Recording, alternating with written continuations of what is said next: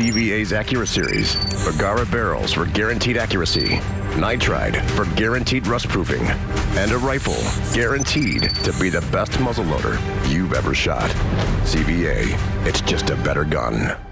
This segment's being sponsored by Tri-Green Equipment. Stop in and see them at 21 locations in Alabama, Mississippi, and Tennessee. They can take care of all your Honda, Steel, and John Deere needs.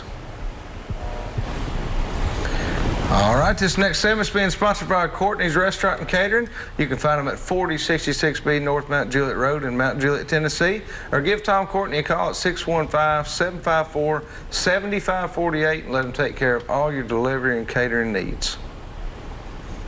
Welcome back to the studio.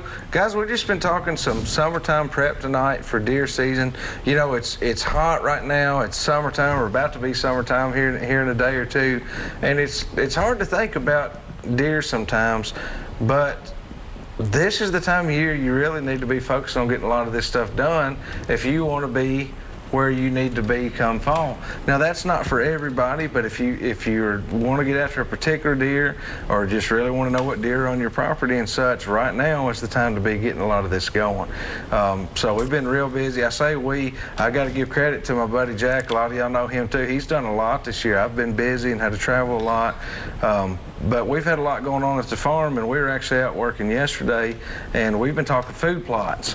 And you're behind the curve this year, which usually you're way ahead of the curve, and I'm way ahead of the curve this year, and I'm usually behind it. So the rendezvous got me behind. Yeah, it worked out. It pushed me ahead of you a little bit this year. But this is a great time of year to be getting your food plots ready, depending on what you want to grow. We just drilled some beans a few weeks ago we were telling you about, and when we were out yesterday, you know, we had probably 5-6 inch tall beans coming in. Right. I mean, we hit it just right. We put it in. I told you that day it rained that night, rained half the next day.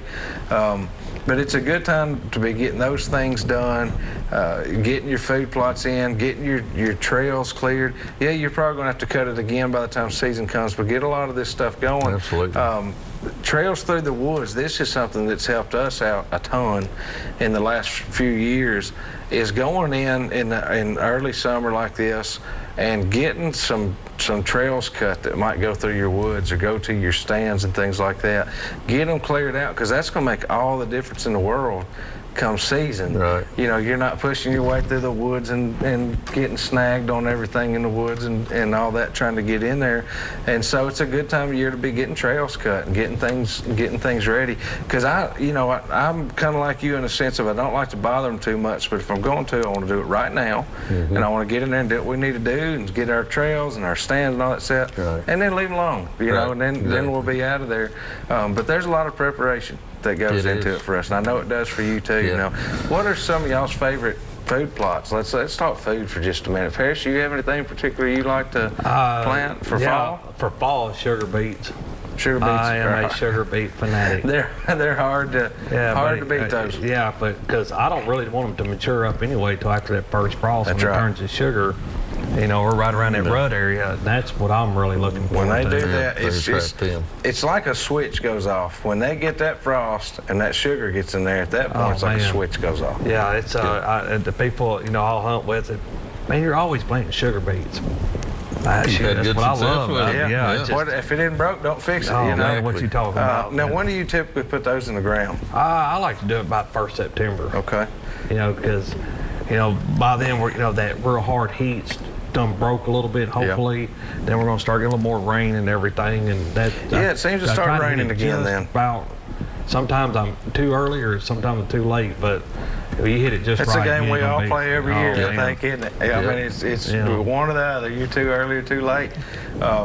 Wes, what about you? You have any favorites or particular blend you like? It depends on the place. You know, as far as overall favorite, I guess if I got enough of the acreage to work with, I like soybeans the best, just because it's the all summer nutrition, high protein, and then of course even here, if you're hunting over agriculture, it gets cut away. Yeah. But if you're planting it yourself, where you can leave it all winter long, I mean, them deer are going to be in there all winter, and it's going to provide that fat and that nutrition, even in the hard months and all the way through. So it's overall good. And then you can always, double crop them overseed, your beans. But, if you don't have several acres to work with on the beans, then, there's a lot more choices I prefer. It is you need because 3, 4, 5 acres. That's right. This is our first year to do them. First year we've had soybeans. I've hunted them before, but never had them on our place, and we've never planted them. And we went a little bit different route about planting these. This was new to me. That's not a new technique, but we sprayed and drilled them. So instead of, I'm used to going out disking the ground, prepping everything, this guy's, go out there and spray it. I'll be out there in 7 to 10 days. We're going to drill it in. And they come out there and run that machine through there, and I'm not going to lie, I just kind of, I can't see how's this going to work. Yeah. We're out there yesterday. Bean sprouts this high, everything's coming in.